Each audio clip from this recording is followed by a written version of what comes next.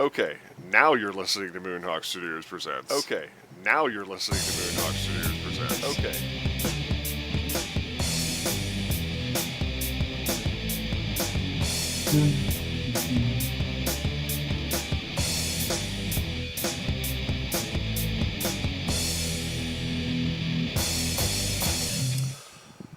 Okay. Good thing we did a tech check beforehand, but we are live, and this is Moonhawk Studios Presents, and I am nominally your host, Mac Paladin. We have the usual crew of suspects here, so let's go down the roster here. Of course, we have my co-host, Adam. You do? It sounded dubious. You sounded doubtful. Like you're like... of course, we also I have... mean, with this show, is it any wonder?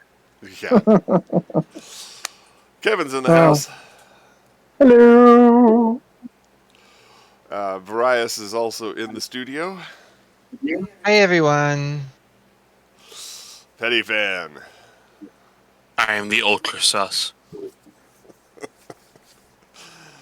And we have the Galax.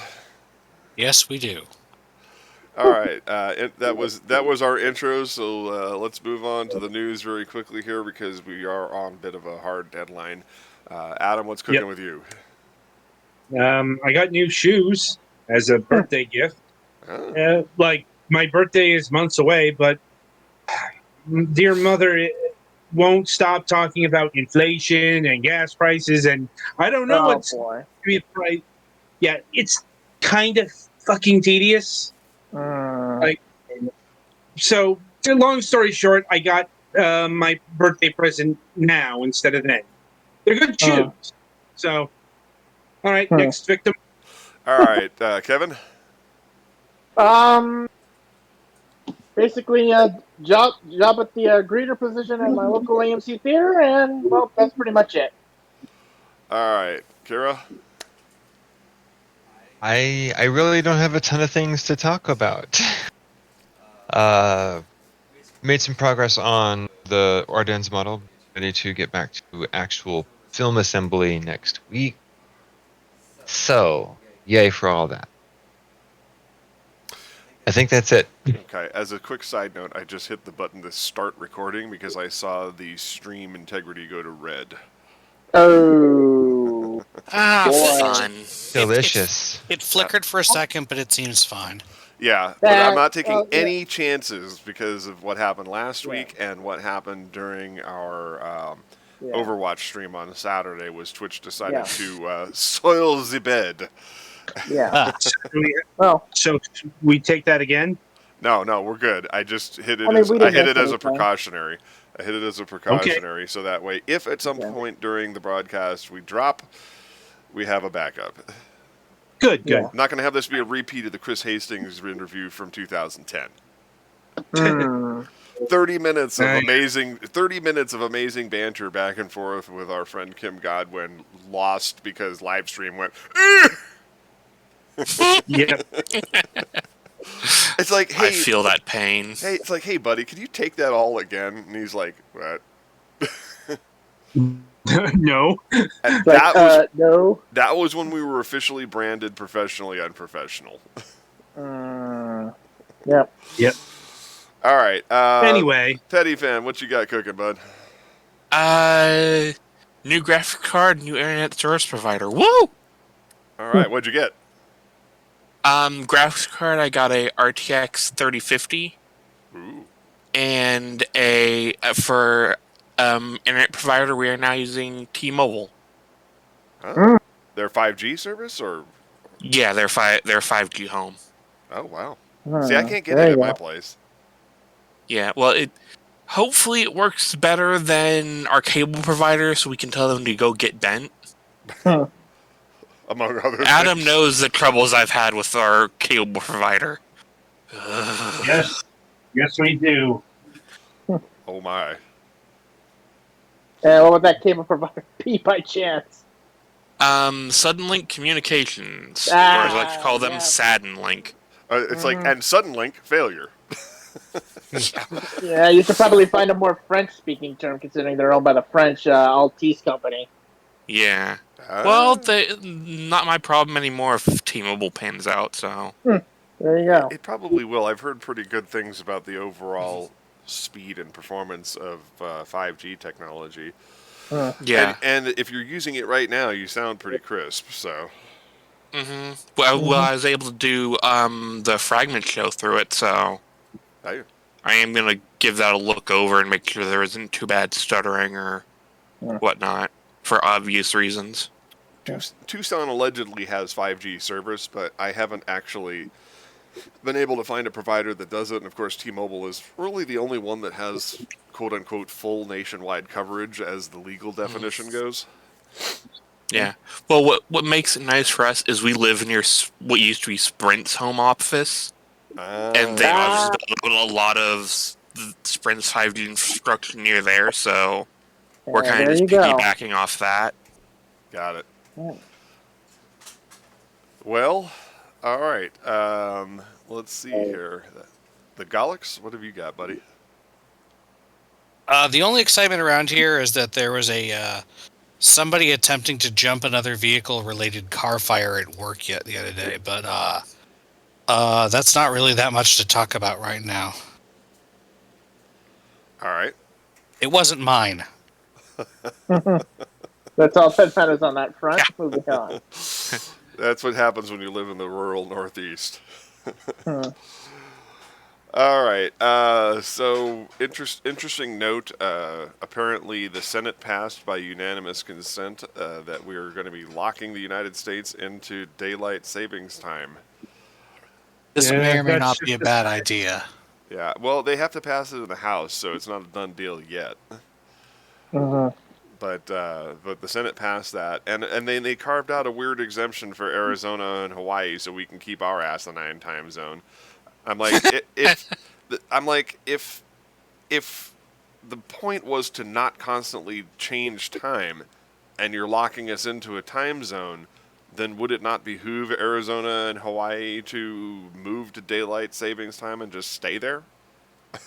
I'm hoping that I'm hoping that in a rare show of sanity, the state legislature of Arizona passes a bill moving us up to Mountain Daylight Time.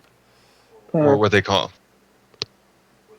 standard time. That's what we're on right now. But yeah, moving us to daylight savings would probably make more sense. Yeah, that was the proposal, was that they were going to move us permanently to daylight savings time when it rolls up. So, but Arizona wouldn't. So then we'd be on Pacific time perpetually. And to be honest with you, I like standard time when we're on something normal, so that way I'm only 2 hours difference than the East Coast instead of 3. It's just really annoying that they would leave us on essentially Pacific time, and it's anyway. So yeah, so that's the major news for Arizona, I guess. Beyond that, I rebuilt the streaming machine last week, and it almost caused permanent disaster, but I have since smoothed out those problems, and we're using it right now, and it seems to be going without a hitch. So, knock on wood, I can use my Stream Deck and all that stuff. So here you go. That's what's another thing I'm looking at getting. Thanks for reminding me. So now I can do applause and Wilhelm screams and Metal Gears. And of course the censor button, right? I don't have that, and there's not enough tape delay for that. There's never enough tape delay for that. We need like a 5-minute tape delay for that shit. Yeah, especially with this crew. You never know what's going on. Yeah, motherfucker. Well, Adam already dropped the F-bomb in the first 5 minutes, so we can pretty much kiss away monetization on YouTube. So. Yeah, all I ask is not in the first 5 minutes, guys. That's all I ask. After that, you can curse like sailors. Beyond that, my insurance has been reinstated, so I can now drive without panic mode. Well, that's good. That's fun. Yeah, I was like, oh yeah, I'll just catch up and then get everything fine. And then I got a letter, and I was like, oh God, what am I doing? So yeah. With my life, with my car, everything. So now I've got that squared away for the immediate foreseeable future, and that means that I will be aggressively going out to work to try to get my bills paid over the weekend. So, yay for that. That is a piece of news I almost forgot about. Last thing I'm going to add. So it turns out I've been waiting on a card to be replaced. There's like 30 to 45 days. I'm like, we're 15 days out from the expiration of this card. I call and find out it went to my old address from 3 years ago, and I'm like, are you serious? Ooh. So yeah, they're sending me a new card. They've got it all situated now, and it should be here by the 29th. So yay! At least we got that. At least that got fixed. Indeed. All right. I think that's pretty much it for the news. We're going to get to our guest right now because we want to give him as much time as possible before he's got to bounce on us here. So let's get this show on the road. Now our guest tonight is a rather interesting vlogger. His name is Max Miller of Tasting History, and his show is a marriage of food and history. And I am here for this, and I very much want to watch this. So Max, welcome to the show. Thank you for having me. Absolutely, absolutely. So, because I'm a dummy who does no research, like I said, that's all that I do. So I'll carry the weight. You'll carry that load. You'll carry that load. All right. Give us a little background on your show. What is your show about, and how did it come to be? So before I answer that, I have to say, so I'm from Arizona, and I actually hope that we stay on Pacific time. Okay. In Arizona, because I hate the fact that it stays light during the summer. It's so damn hot. So the earlier it gets dark, the better. Okay. Anyway, I was excited about that, getting rid of daylight savings time. So the show, Tasting History, it is basically I do my best to recreate old recipes in my kitchen. So I don't use, period instruments or anything, but I do the best that I can in my little kitchen, going all the way back to ancient Rome, ancient Babylon, and then as late as, well, I'm going to be doing some of the latest recipes that I've ever done. The next whole month is going to be Titanic episodes. So, most of the recipes are early 20th century. And then I talk about the history of either the food that I'm making or the people who ate it, or something that I just want to talk about that I kind of shoehorn into the episode that often ends up being what I discuss. Yeah, that's the show. I see. And what prompted you to come up with this concept? A few things. One of the things was, so I was obsessed with the Great British Bake Off in its early years. I still love it, but especially in its early years, because it was, I actually learned how to bake simply from watching the show. It was far more educational in its infancy, and they always did like a 2 or 3 minute segment on the history of whatever food they were making. And then they moved away from the BBC, and they got rid of those history sections, and I missed them so much. And so I was always bringing in food to my work. I used to work at Walt Disney Studios, and I would bring in, medieval cheesecake, as one does, and I would talk to people about the history and give them a little lesson if they wanted to try it. And then in Christmas of 2019, one of my coworkers was like, "You should put this online. Tell somebody who actually cares." And so that's how I started the channel. But essentially, my concept, my hope was to sort of replicate those little sections from the Great British Bake Off, but much longer. Okay. Now, I've noticed you do not have an insignificant following here on YouTube. You have 1.07 million subscribers. And I also noticed that you just said that you worked with Walt Disney Studios. Can you tell us about that? What you did for Walt Disney Studios? Yeah, so I worked in marketing, and then distribution, but mostly in marketing, working on everything from the trailers and TV commercials, kind of I wasn't actually creating the trailers, but I worked with the teams that did, got to work with some of the editors and everything. I was a little bit more administrative, helping to find music and clear it and all the legal, working with the legal people. Not too glamorous, but it was a lot of fun, and I learned a ton on how to pace things. I mean, I wasn't editing videos, but I was working with some of the best editors in the world, people who could take a 3-hour Marvel movie and, condense it down into 3 2-minute trailers and still tell the story and have an arc and have a beginning and middle and an end in just a very short time. And I think I learned a lot of storytelling and everything from simply osmosis from watching them work. See, now I've emphasized this a lot to the crew that everything that we can do to advertise our program and get it out there, whether it be via social media or word of mouth or literally any means at our disposal, is probably as important as the content of the show itself. Yeah. I mean, if the content's not good, of course, when people come watch it, they won't stick around. But you got to get people to watch it first. So if the content's great and nobody's watching, well, good for you. And that was, that's part of what I find hardest about YouTube is the advertising part, because in YouTube you get a thumbnail and a title, and that's all of the advertising that YouTube allots. And those are a good YouTuber, those are the first things that you think of. You think of the thumbnail and the title before you even think of your video.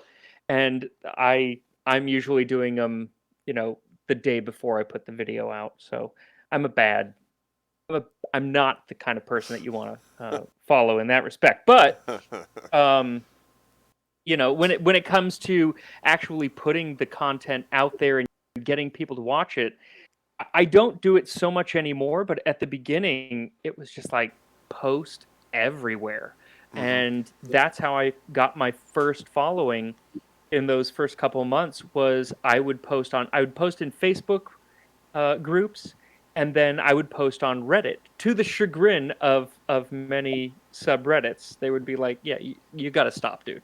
But I didn't, and it worked. So now I don't have to. But yeah, it's so hard to get people to know about you. Right. Yeah. Yeah, I've been chased out of many a subreddit myself, so I've given up. I even have a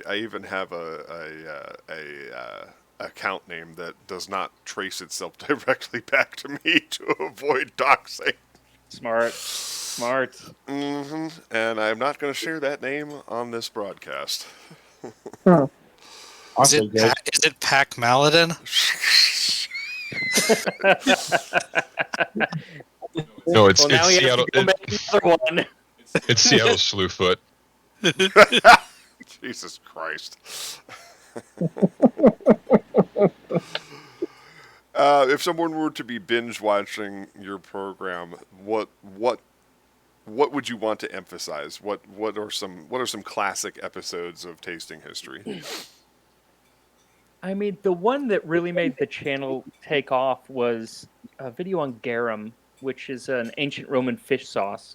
Now I look back at that episode and I just cringe because I didn't know how to do. I still don't, but I really didn't know how to do lighting or my camera settings, and everything was kind of off. I've gotten a lot better about that, but that one, so often the videos that do well, it's just because it's an interesting topic, and ancient Roman fermented fish sauce seemed to be something that people gravitated to. I think my video on pizza, the history of pizza, is very interesting, and I make one of the first recipes for something called pizza, which ends up being a sort of very huge round croissant with sugar. it really bears no resemblance to a modern day pizza, but delicious. And I think it really depends on what you're interested in, because not everybody's interested in every time period. Right. And I bounce all around. So it's like, if you're into the medieval age, I have tons of stuff for you. If you're into ancient Rome, tons of stuff for you. But maybe you don't like both of those. So wherever you start, there you are. Right. Okay. Now, did you ever have a personal favorite dish so far?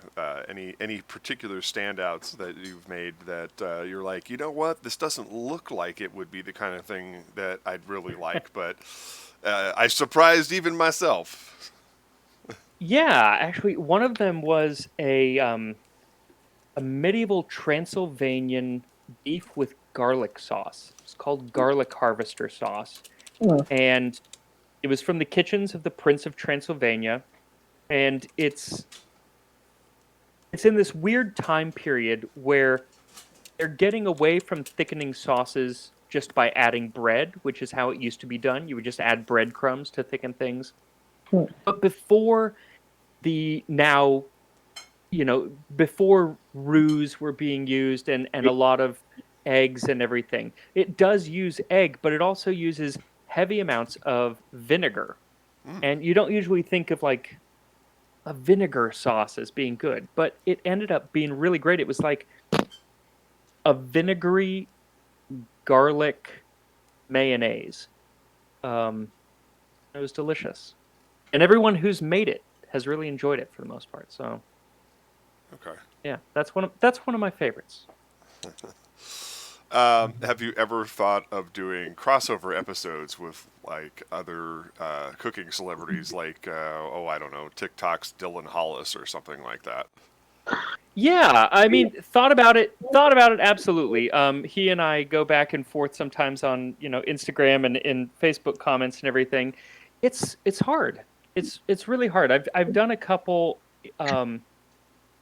collaborations, and they are so much more difficult than a normal episode. And I'm kind of a one-man band, so I'm usually spending about 60 hours a week working. Ooh. So anything more becomes a real problem. I don't have there's not a lot of room for screwing up. I can't take a sick day. And so taking on those sometimes it takes twice as long to make the episode. So I've kind of shied away. If somebody else wanted to kind of, if I'm the guest star and I show up, then great. But the extra editing and working with two mics and everything, it sounds like it'd be easy, but it really just adds a lot. So I haven't. Or even if you try to do it remotely, there's like stitching files together and stuff. Yeah.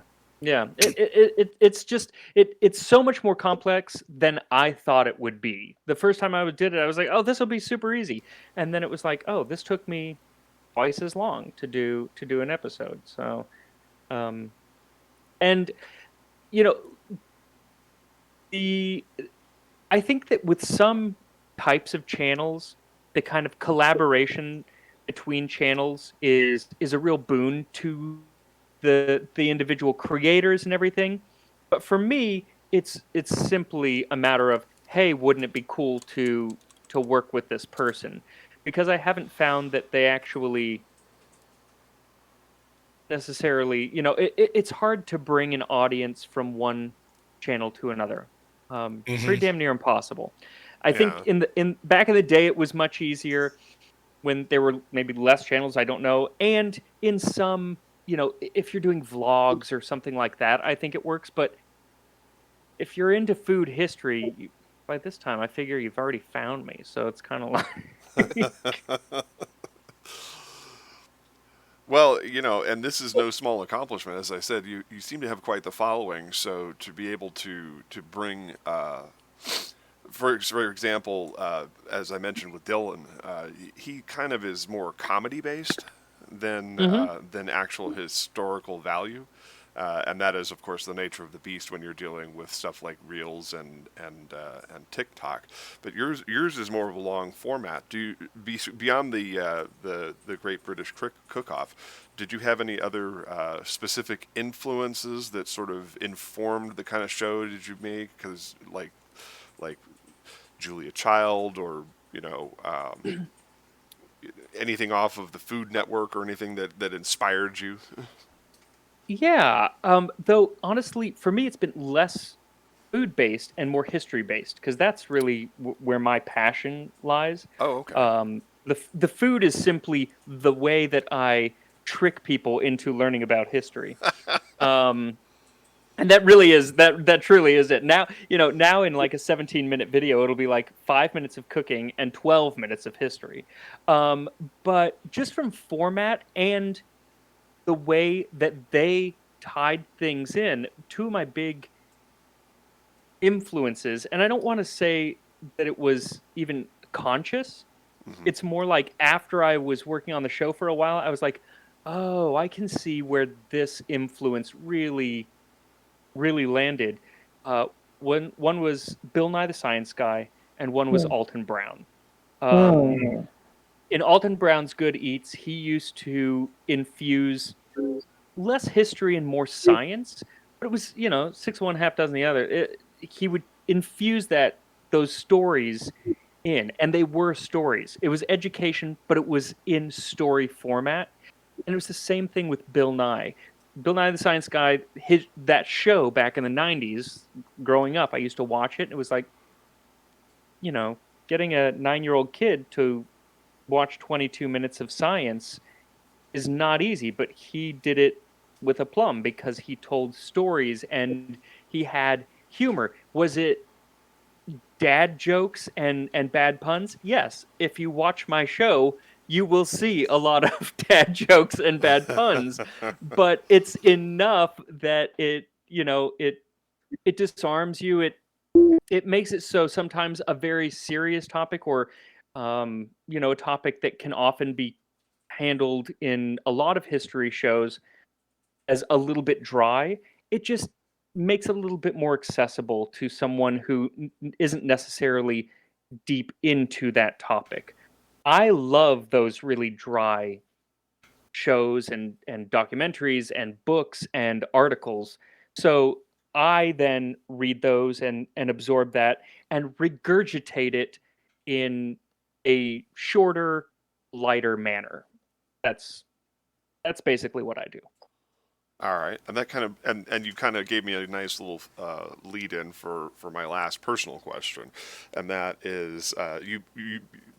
It's good that you brought up Alton Brown and Bill Nye specifically as reference points, because both of them, while they do have experience and training in the disciplines they present on television, they are not specifically in those fields.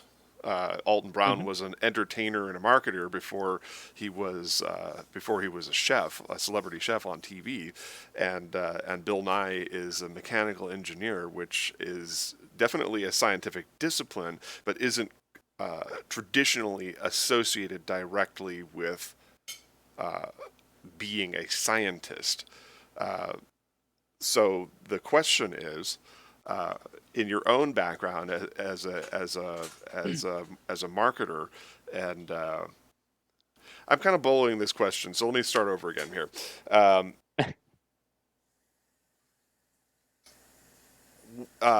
Do you have more of a training in history, or what?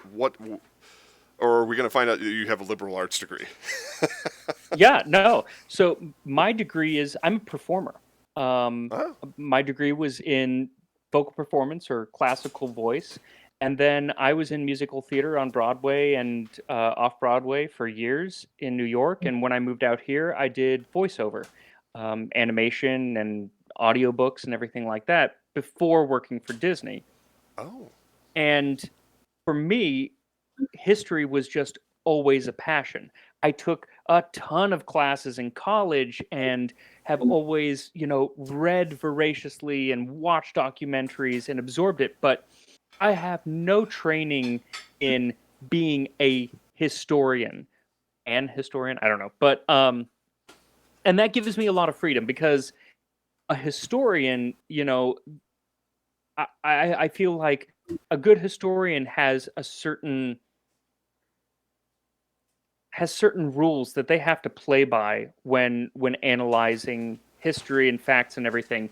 And I am free of those rules. I of course try to relate things as historically accurate as possible, but I insert my own feelings and my own often modern take on things all the time, which a good historian usually doesn't do.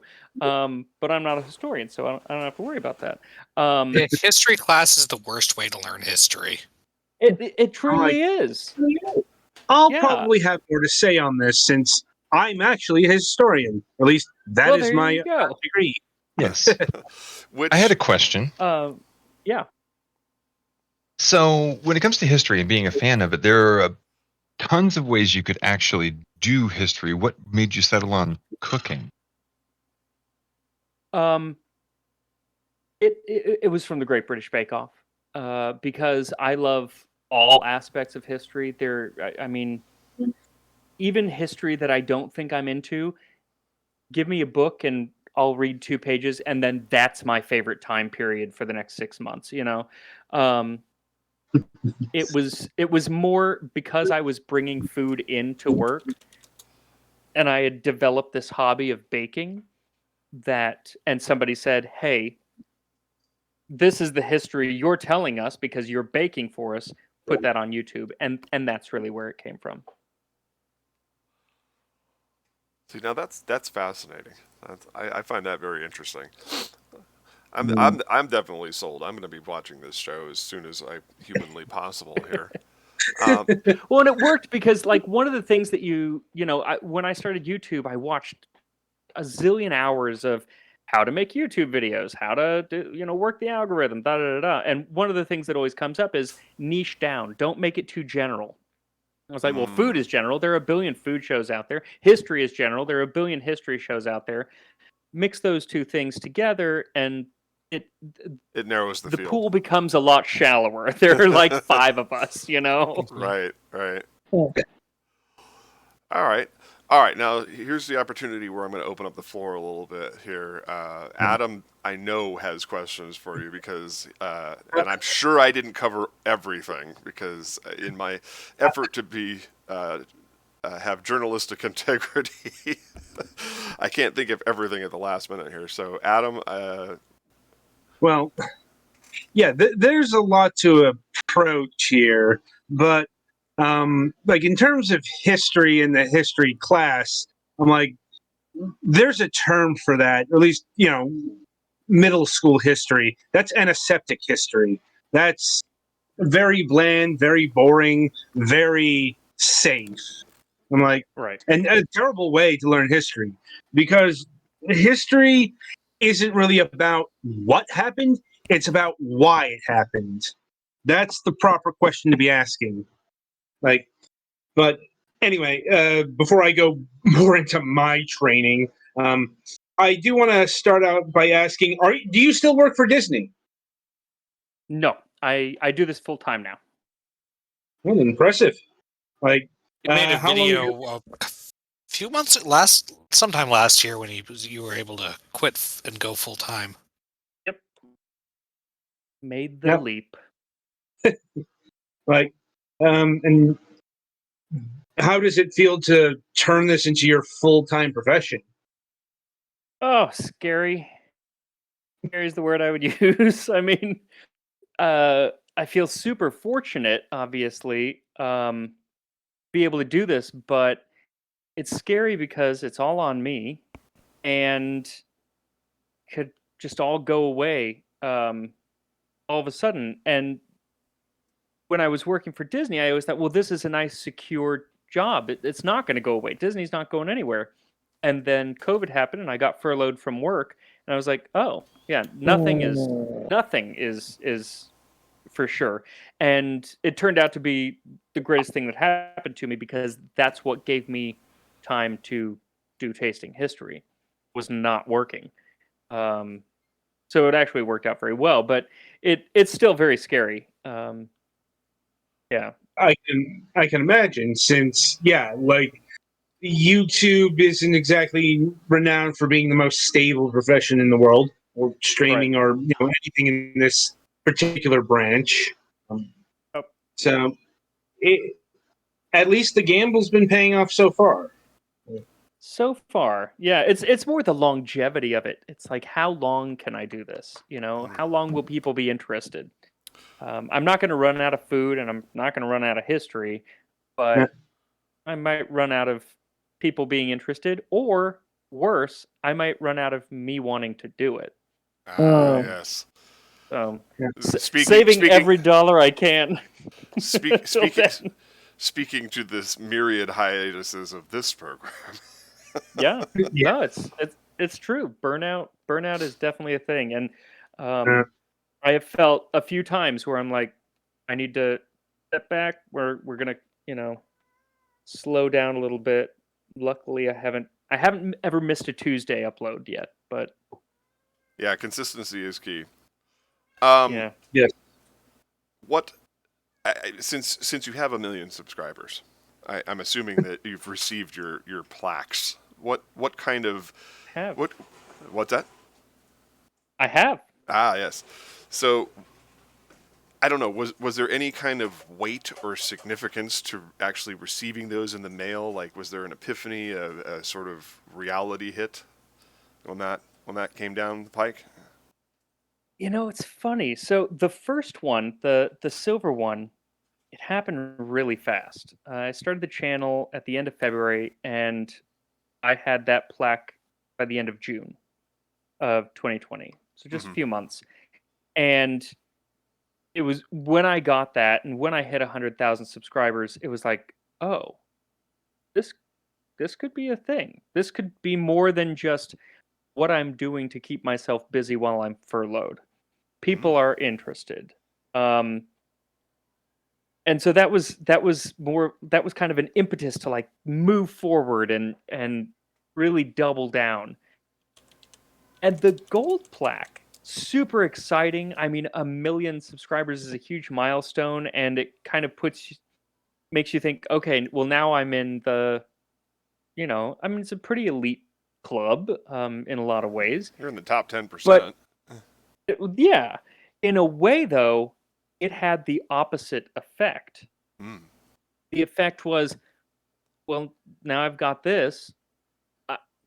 I doubt I'll ever get to 10 million, and that's the next milestone. So now what? And it almost made me take my foot off the gas for a little while, for about a month. And then I was like, well, I still need to pay the bills and everything. So that's a stupid way of looking at things. Nope, back to it. All right. Still, that's an interesting perspective, though. Yeah. And, I was watching something on PewDiePie recently. Regardless of what you think of him personally or his content, it's pretty amazing what he accomplished via YouTube. Isn't he the one who got the friggin' Ruby plaque or whatever? Yeah. I mean, he was the first solo creator to hit, I think, 100 million. And he's talked a little bit about it. He was like, once he kind of hit these numbers, he lost a little bit of his motivation, because he had nobody to chase after. He had, he's number one. The carrot is gone. So now all you've got is the stick. And sometimes that's a little less enticing, especially when you're worth whatever he's worth. He doesn't have to do anything. So I'm not there yet, so I'm still working. Right. All right. Sorry, I didn't mean to interrupt your flow, Adam. That just it felt like a really logical follow-up question. That's fine. Now, what I would want to ask is about your research methodologies. How do you acquire the knowledge to do a video? Yeah, so it's funny because you mentioned the type of history that we learned in middle school, as Mm-hmm. being boring and everything, and I actually never found it boring, and I think it was because I had good teachers, but I also had my grandpa who used to tell me World War II stories, um, and I Mm. loved that, and I think that the problem with a lot of people, because so many people say, "Oh, I hate history," and I just look at them and I'm like, "Are you kidding me? History is Game of Thrones, but in real life. Like is the most interesting thing that there is." Um, Yep. but I think that they stopped in middle school. It was like that. Oh no, I hate history. I'm done. And even in high school, a lot of us aren't forced to take history, and so we don't. So Yeah. the way that I learned history was via stories. And my mom was a humanities teacher, and so she taught history through art and architecture and politics and things like that. So it wasn't just a series of events. It was, like you said, it was, why are these things happening? How does this Mhm. connect to other things in the arts, in the things that do excite us? And so that's how I usually end up getting into research, is I Mhm. will find a character that I think is interesting, and I'll start learning about that character. It's a real person, but for all intents and purposes, you know, Abe Lincoln was a character just as much in to me, just as much as Aegon Targaryen from Game of Thrones was. I have no actual knowledge of them in real life. So I learn about the character, and then I prefer if they wrote something, because I love the first person narrative that of historical figures. And sometimes, and that's what I think, that's what really makes me. I cannot say that I am a historian, because I take those as not as truth, but I take those as, this is what someone was thinking in 16th century London or whatever. And Right. and I that's often what I base a lot of my episodes on, is these first person accounts. Well, just like today, those accounts are very often shaded with their political views, their agenda, so it doesn't make good history. Often they were just Uh, making stuff up as well, and uh, or wrong, because they thought they were right and they were just wrong. But uh, I find that stuff interesting, and I that's how you tell a story, is through those people's lives and those people's beliefs and thoughts. And and so that's usually how I string together the story. And it usually starts off with a modern history book, and once I find an interesting tidbit, then I just flip to the back to the bibliography. And I mean, that's the best mm, part of any history book, is the bibliography, because it's like you have these uh, real historians who have devoted their life to doing all of the work, and I'm just mm, like, oh, well, I'll just flip to the back and see where you found this, and then that's where I get to go real fast. And the wonderful thing about the internet is it's all there now. um that's why sometimes I feel almost like it's the difference between, like, an investigative journalist and the reporter on the 6 o'clock news. I am the reporter on the 6 o'clock news. I wasn't out there actually doing the work. I just put it all together in a nice little script, and tell the people about the history. I mean, that is actually a lot of what, let's say, true history is. It's also less about absolutes as well. You say a Hmm. reporter, it's more like being a lawyer. You're not really Yes. telling a story. You're arguing a case. You're arguing a perspective. You're arguing your thesis statements. Now, this is all taking me back to college. Right? But now, do you have access that's exactly it. That's exactly it. I mean, each week is basically a little essay with a thesis statement, and I make an argument, and spot on. Yeah. And do you have access to like JSTOR? Some of it. So because I don't have a like a university account or anything, sometimes I Right. get locked out of certain things, and usually you can read the first page, or sometimes it's been referenced somewhere else, and I found it, and I'm like, I know there's something good in here, and so I'll just pay for it. And it's they're stupidly expensive. They're always like $25 an article, but when I know something's in there that I want, it's totally worth it. And and one of these days I'll get full access. I don't know how. What kind of library access do you have? Like, what kind of solid hard books can you access?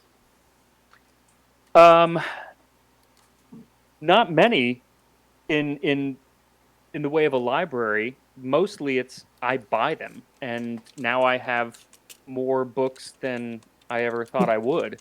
That When it happens. becomes and it's nice because a lot of the things that I look at are older, and so they're online, they're public domain, and they've been put up by the New York Public Library or Michigan State, or University of Michigan.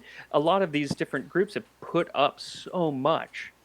A lot of it then I can get on Kindle, if it's available on Kindle, and then sometimes Project I'm like, Gutenberg. all right, Project Gutenberg. Yeah, I mean, I'm on there all day. When it comes to the more modern books about history, usually I just buy them, and sometimes that's a real pain in the butt because I have spent $350 on several books, and it's been totally worth it every time. Nice. But it hurts but it hurts when I put in my information to pay $350 for a book. Now, right. I'll. Now I'm sure Go we ahead, could Mac. chat. I'm sure we could chat all night, but I want to be good and make sure that we enforce your requirements here. It is 9:00, so I just want to make sure that. Yes, really, I can do about really 5 quickly. minutes, and then I need to run. Yeah, so really quickly, I had one question. Wait. We're going to let you ask that one question, and then I'm going to ask you to go ahead and plug whatever you would like to plug before your departure. So, Galax, go ahead. Sorry, this is kind of a cute question. I was hoping we'd have more time, but how many Pokemon plushes do you have anyway? So, personally, I have 0. My husband has, I would say, I'm looking at it now, I'm going to say in the neighborhood of 200, probably 300. And we get more all the time. People send them to us. The Pokemon company sends them to us, and then very often I'll just get a large bill on my credit card, and it seems that somebody has gone shopping. We have a lot. We definitely have a lot, and it's funny how that started because the first episode that I filmed, not in my kitchen, which is the second episode that I did, there was Brewster from Animal Crossing in the back, and I didn't notice that he was there until after I had filmed, and I wasn't about to refilm it, so he was just there. And he was sitting on our bar cart, and then the next episode, like, Jose switched him out, and then switched him out, and now it's 120 episodes or whatever later, and we have not duplicated a Pokemon yet. I was gonna say I didn't think you had. Nope. Nice. All right, Max, is there anything that you'd like to plug? Upcoming episode, appearance, anything of special note that is coming down the pike that you would like to give a shout out to before you depart? Honestly, it's just the channel. Like I said, this next month is Titanic month. It's something I've wanted to do since I started the channel. I've always been obsessed with the Titanic, and so I'm doing 4 weeks of episodes. It'll probably end up being 6 episodes dedicated to the Titanic. It's food, the people, stories from all 3 classes and the crew. And I think it's going to be really interesting, and hopefully other people do, because I'm already committed to 4 weeks of it. So hopefully it doesn't tank the. Hopefully it doesn't sink the channel. But I'm it's been over 100 years, so it's not too soon. Exactly. Yeah, it's 110th anniversary this year. That's right. That's right. All right, Max, I really appreciate you taking the time and coming out with us and putting up with our minor technical difficulties at the beginning there. And, no, it's all good. Thank you for having me. Absolutely. And of course, be sure to check out Max's channel, Tasting History with Max Miller, on YouTube, youtube.com /Tasting History. And you update every Tuesday? Every Tuesday and sometimes on Friday. Okay. Yeah. When I've got time. All right. Well, it's been an absolute pleasure having you on the show, and good luck with whatever you've got coming up. Thank you so much. Have a good one. All right. Excellent. All right. So that brings us to our next segment. Of course, we'll have a little extra time today to talk about the entertainment news. So Adam, Kevin, Kira, everybody's up. Okay. I mean, I kind of covered the little bit that I had. Yep. Yeah, go ahead. No, she's saying the floor is open.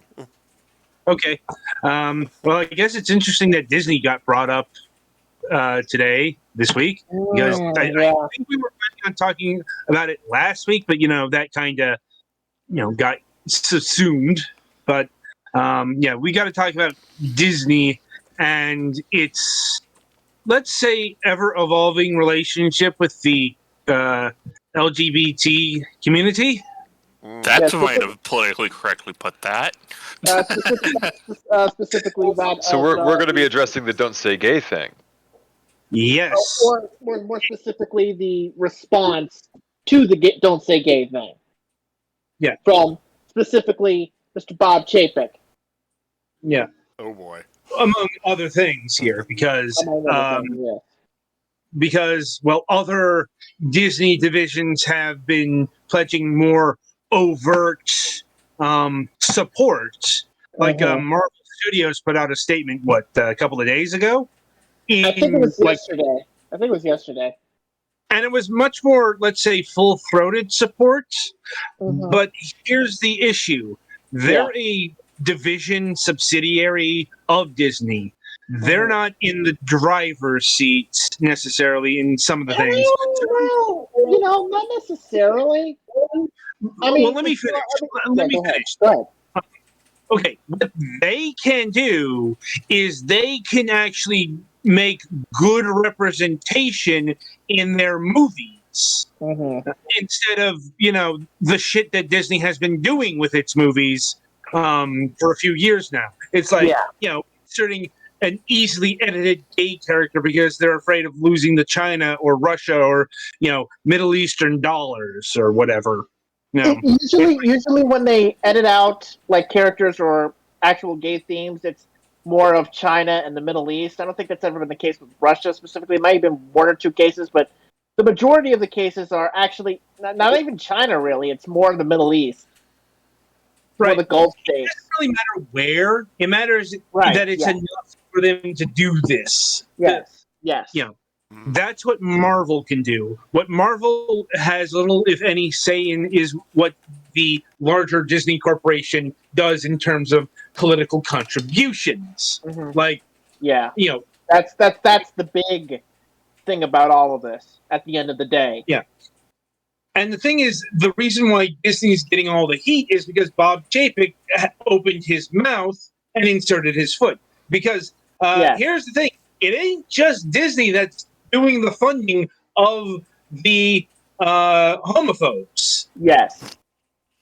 But the other big entertainment sponsor, not surprisingly, is fucking Comcast. The owner of NBC Universal. nobody's going after them because they say quiet. Right. Yeah. It's still awful, but they're not nobody's jumping down NBC Universal's throat. What I'm saying is more people need to be jumping down Universal's throat. Right. Because they're engaged in this shit as well. Right. And now, as it stands right now, because Disney has at least said they're going to pause. Here's the thing: they do not get to go back to the status quo. They don't get to. Disney does not get to go back to the way things are. It's not going to be a case of, and I had to argue about this. Yeah, because people are going to find out if they go back to the status quo, and if they do indeed find that out, they're going to get called out on it. It is going to be exposed. Everybody is going to know. Because here's the thing: political donations are of the public domain in terms of information. You have to tell it. You can't hide behind it. This isn't black. This isn't dark money stuff. This is you. FIOA. Yeah. Yes. Here's how Chick-fil-A gets around it these days. They donate with the CEO's name. It's done in his name rather than the corporation's name. So, but still, you can look up who Bob Chapek is donating to as well. Right. The point is, this will be found out, and a lot of people have been focusing on what the audience, what the viewer is going to do. Them being fickle and move on to the next thing. That's true enough. The issue isn't that. It's it's their creative forces. I'm pretty sure our guest tonight, if he hadn't left Disney, probably would end up leaving Disney because, or at the very least would have to be a part of the whole, movement internally and be a part of that letter, or at least speak out about it on Twitter or whatever. Because to say the least, he'd have words. Yes, correct. Yeah, it's because Disney's gay employees are not having any of this. No, their creators, their staff, and nor should they. Like I said, I think that they're staging walkouts this week. Yes, they are. The first one I think was today. So, yes. This might die down, but you will see a creative brain drain. It's because you can't straddle both sides here. You will, you're either on the side of bigotry or you're not. Mm-hmm. Yeah, it's the end of it. It's that's the bottom line. It's you can't play both sides, which was Disney's first response to this. If you recall, the first response to this was, we're not going to have a response because corporate statements don't matter, and we want to play both sides here because we're a big company, and we need both. We need as much political support as possible. Because guess what? They got forced onto a side, and they're nominally on the side of progress, if only because the local politicians have been having words about woke Disney. I'm like, oh please, fucking Florida legislature, please try to enact revenge on the outsized paymaster of this fucking state. Yes, because they can try so hard to go after Disney, but the problem is that without Disney World, without the dollars that go into Disney World, your state's screwed. For fuck's sakes, they just gave Disney a sweetheart deal to move a bunch of staff from California to here. Yeah, because they like it better here instead of in that stupid liberal high tax state of California. Well, it's also, they could save a lot of money and get tax breaks on that. Right. Taxes. It's about taxes, and those anti-corporate liberal Californians don't care. Move to Florida where we're all anti-woke and we're all pro-corporate, and here's of course with business conservatism and social conservatism, they cannot mix together. I've been saying that for a while, and here you see it plain as day. It's kind of interesting to me because I've been actually looking at a microcosm of all of these problems inside the House of Mouse unfolding on screen as I've been binge watching The Rookie with Nathan Fillion.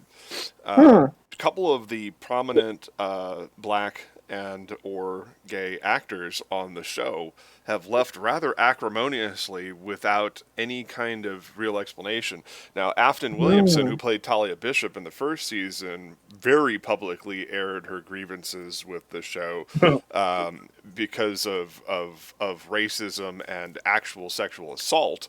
But which I've commented in the past seems to be a hallmark with Alexi Hawley's shows. If you look at what happened on the show Castle, also starring Nathan Fillion, in that particular instance, Fillion was more directly involved in some of the problems behind the scenes. In this particular case, though, he's actually kind of an island of calm in the center of the storm. But in the last season, Titus Macon Jr., who played Jackson West, who was kind of a cornerstone of the show, played a African American and gay cop, abruptly left the show at the beginning of season 4. And no one is talking about anything, and I'm starting to wonder if this is some kind of weird blue wall pattern around the goings on at Disney. You never know. I mean, it's always interesting to see things happen in real time, Yeah. Well, I think it's especially poignant it's because this week is the return of, well, I suppose for lack of a better term, Disney's big gay property. That's it's more than that, obviously, but the Owl House, it really has hit the LGBT zeitgeist. It is the show a lot of gay people are talking about. Yeah, and rightly so, because this is Disney representation done right. Not surprisingly, the creator of the show, Dana Terrace, is bisexual. I'm like, and this is a show that features a canon explicit gay romance, and and speaking of her, she has gone. She went publicly off on Disney as much as she could because she was pretty public about it. She read the Chapek email verbatim because she worked for Disney, so she got it from the system. Yeah. So she's been very, very public about it. She's also said that she's been very, exhausted and she said she's fucking tired of making Disney good. She's basically been, airing out her grievances of working for the company and also pretty much being, shown as an example of good Disney at a time in which they're trying to use, good Disney to try to deflect. I haven't and she's not having it. I haven't heard the latest on the Owl House. The last time we discussed it on the show, wasn't it being canceled? It is still it is still being canceled, but only the first 2 seasons have aired, and the 3rd season, which is still coming on, which is only 3 double-length episodes, is starting soon. Yeah, no. The back half of season 2 is starting up. This is the back half. Wow! They're not even as far as I thought they were. Sorry. Yeah. This is the back half of season 2, and it's gonna start this weekend and wrap up on May 26th. I think is what I saw. Yeah, I think so. It is also airing alongside the last episodes of Amphibia, which I admittedly have never watched. Right. Yeah. But that is definitely in the same. From what I've seen, usually a lot of the TOH fandom is also in the fandom of that show too. So they're pretty much a package deal at this point. Yeah, and Molly and the Ghost or whatever. That's like the new Disney show. Me and Molly McGee I think is what it's called. Yeah.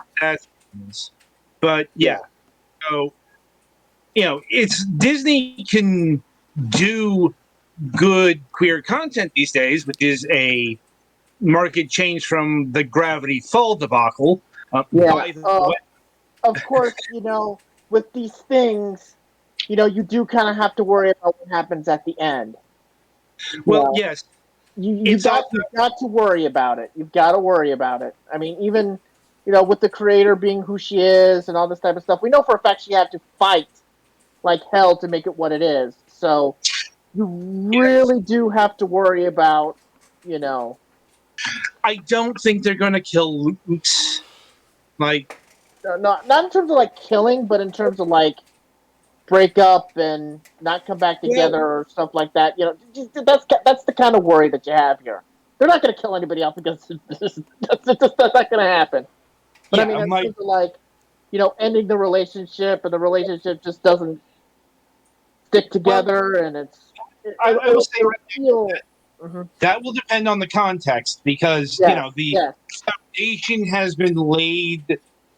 With the mid-season finale, that Lutz has a very hard choice to make. Does she choose the human realm or does she choose the Boiling Isles? Right. Does she choose her mother or her girlfriend? Yeah. That's not easy, and it's not being presented as a easy choice, to say the least. Right. In fact, I'm expecting the first episode to deal with a lot of the fallout there.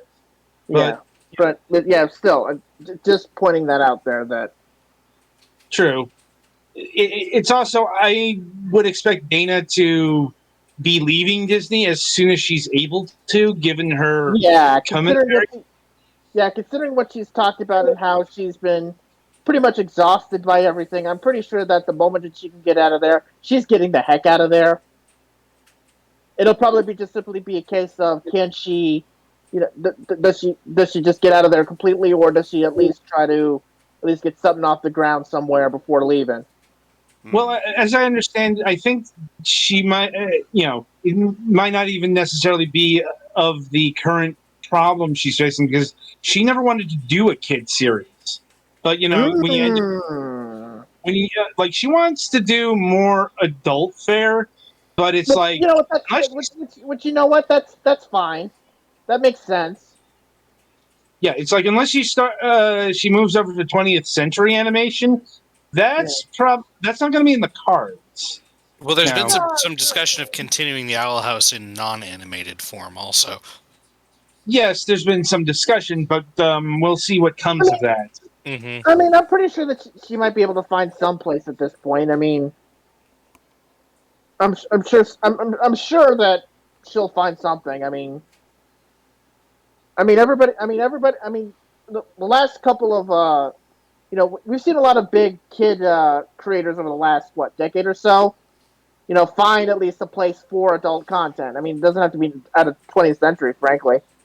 I mean, she doesn't even have to create something. She could just probably join another project of somebody else. So there's that too. So we'll see. We'll see, though. All right. Yeah. All right. I think that's about all we got for this week. Yeah. I think overall we covered some pretty good stuff, and we're able to keep things interesting. I wish we had a little more time with Max, but unfortunately, time constraints. We normally get started late, and I've had some extenuating circumstances over the last few weeks that have made keeping a schedule quite difficult. I started doing Mobile Mayhem on Trovo, which actually started out really, really well. 30 plus viewers on my first episode. Very, very engaged chat. People coming in and out constantly. I'm not replacing Twitch by any means. It would be suicide to do that, because not only do I love this place, but also all of our related programming is here. But I think it was the right move to move Mobile Mayhem over there. We'll see how it goes on Friday and see if people tune in for my Call of Duty stream at 9 p.m. Pacific on trovo.live/MacPaladin. So it's the same username as over here. But that's pretty much it. And I'm going to be bringing the VODs for my past broadcasts and archiving them here on Twitch in my Mobile Mayhem category. So you will still be able to see the content. It will just no longer be a live exclusive to Twitch.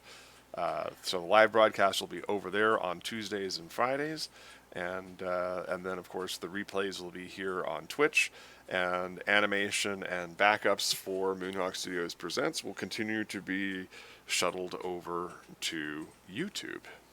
So the only thing that's kind of getting dropped off my roster, Facebook Live.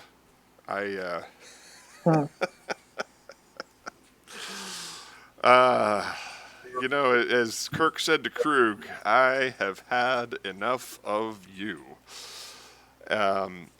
Facebook is cool and all, and it has literally potentially billions as a viewer base, and that's part of the problem. It is far too broad and far too large for me to find my niche there, especially given the types of games that I like to play.